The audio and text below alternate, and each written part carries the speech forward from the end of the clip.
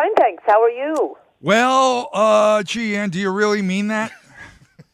Yes. Why are things bad? Well, let me just tell you snubbed me once.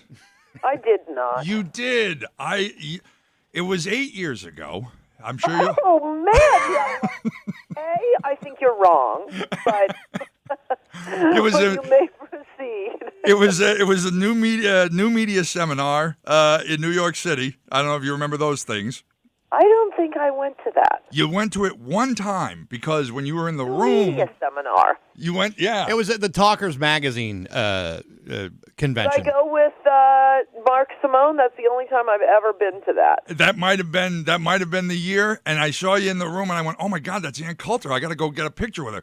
And I was watching as you took pictures with probably five or that's six. That's why I don't take pictures anymore. Oh, because You of ruined me? it. Yeah, it's your fault. Oh, It's all damn it. your fault. Well, at least you'll never forget me, will you, Ann? But I probably told you no, and I'm sorry, but I'll explain why. Okay. And that's why I don't even take the first picture now, because you take parties are over for Ann. You take the first picture, and then you may as well, and that's the party where I noticed it. You know, one person prevails upon you. I think it was that liberal woman, too, and I like her, as I like you, that woman out in L.A., Stephanie Miller. Yes. Okay, you take the first picture, and then it's like I've opened a little, booth where I get dunked in the you throw an apple and I get dunked in the water. Everybody else gets to enjoy a cocktail party. I stand there all night taking pictures. But I was the line. That's the problem. I was the line. I apologize, but the good news is now I don't let anyone take a picture, because once you take one, it's over. Your life ends, and you have to flee the party. Well, thankfully, I already have 75 pictures of you plastered all over my room anyway. Oh, I'm sorry. And thankfully, no one's ever unfairly targeted you for anger and hatred. I mean, thank goodness you've been immune to that for all these years. If you ever come to New York again, I will take a picture just with you. Oh, thank you. I'll look forward to it. I was just watching the Rob Lowe roast a couple weeks ago, and I just saw how you just got completely filleted in that thing. And you know what? I'm sorry. I really felt bad for you. I realize it's a roast, and you kind of open yourself up for some level of ridicule, but Jesus, they ripped the hell out of you. I don't think I really did get filleted, to be honest with you. If they had been funny, it would have been bad for me. But they were very unfunny, and I haven't watched roasts. It's not my style of humor. But I think that is the idea. Usually, Correct me if I'm wrong, but I think it's supposed to be funny, whereas I kill. When you say not funny, do you mean as unfunny as those parodies on Saturday Night Live of Donald Trump? Yeah, I hear those are very unfunny. Well, that's what he says. Alec Baldwin does a great imitation, and that's just, it's very hard to be funny when you hate someone. They've tried to do me a few times on Saturday Night Live, and I can tell you, I have friends who can do fantastic imitations of me. I apparently have what comedians call a lot of handles, so I'm easily imitatable, and yet they're just too angry to do it right. You talk about anger, though, and I think what we're seeing here is pretty remarkable stuff, especially since the election. Your new book, In Trump We Trust. I think people who were on the Hillary Clinton side just cannot believe what they've seen, as if it were almost it should have been written in the stars that she should have won. But I think people in general really underestimated not who Donald Trump is, but the movement behind what created Donald Trump as a nominee. I think people really misunderstood the kind of disenfranchisement that people have with our current two-party system. What do you think about that? Oh, I think you're absolutely right, and I'm sort of torn because you're right on both points. First point, the rage and the anger. It's as if they've just worked themselves into this operatic horror at Donald Trump, and there's no way they can back away from it now. So instead, no, it is full steam ahead. We are dealing with Adolf Hitler here.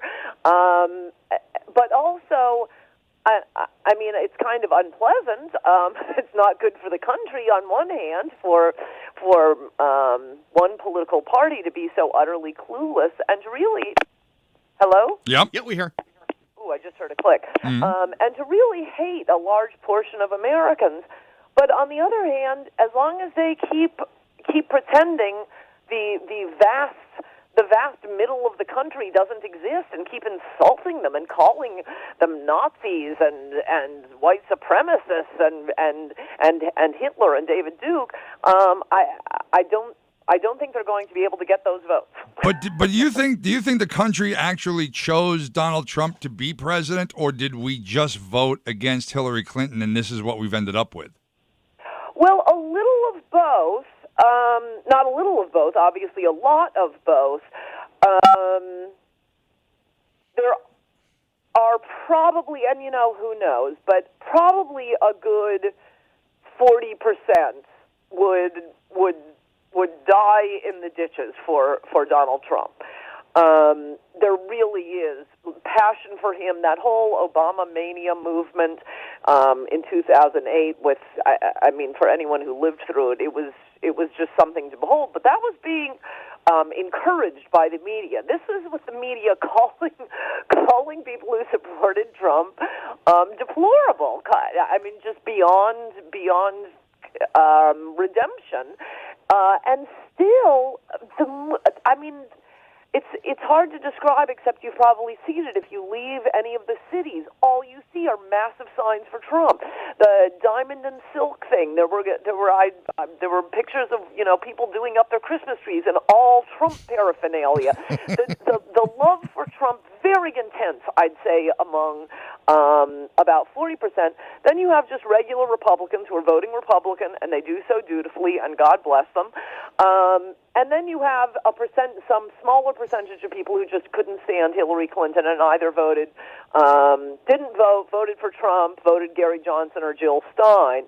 I think, if anything, we're getting more Trump supporters now. I would say some percentage of people who didn't vote for Trump or voted for someone else are thinking, oh my gosh, I cannot believe how insane the left is being, and this witch hunt against anyone who voted for Trump. So it's probably a pretty solid majority at this moment. I think what's interesting to me is I think people. I can go back to like the Bush Gore election, where people kind of were willing to ignore the fact that maybe Al Gore wasn't a great candidate, and maybe. Maybe John Kerry was not a real dynamic guy, or maybe the Democrats just forgot about the fact that you had a bona fide political movement in Bernie Sanders, which they chose to ignore once she became the nominee. And I think that wound up destroying her possibilities of winning, because she really should have reached out to those people. They were clearly disenfranchised enough to be paying attention to Bernie Sanders.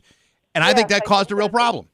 There's the fact that Bernie Sanders did as well as he did, and Brexit, and the Gawker lawsuit, a lot. You just see a very big movement of the people really hating those who have been governing us for the past 20 years. And if you look at, I haven't looked at a lot of the polls that closely, but one interesting thing you see is. It isn't as they got called this year, the shy Trump voters. This is not why the polls were wrong, that people were lying to the pollsters. What the pollsters got wrong was they didn't account for the millions of people, and I don't think they could have. I'm not blaming them here.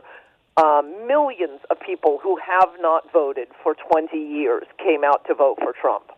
Ann Coulter, it's great to talk to you. Best of luck with your book, In Trump We Trust, E Pluribus Awesome. Hopefully the next time we meet, you'll take a picture with John O'Brien if you have to.